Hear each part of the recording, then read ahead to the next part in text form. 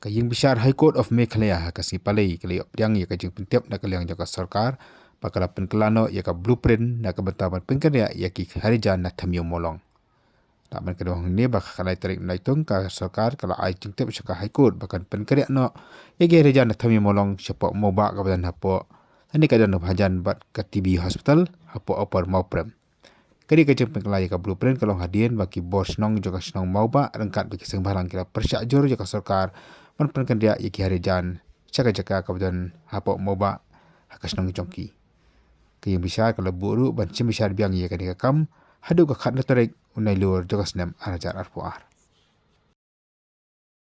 Laban kalau hang ni bakani kajing pengkerja ya ki harijan na thamyo molong kalami ahdin kajing kelumar kas nem ajar khat phra hakaba kalami kajing curfew ba kajing kelumar ka bajur hanang ba shlong hakati kas nem.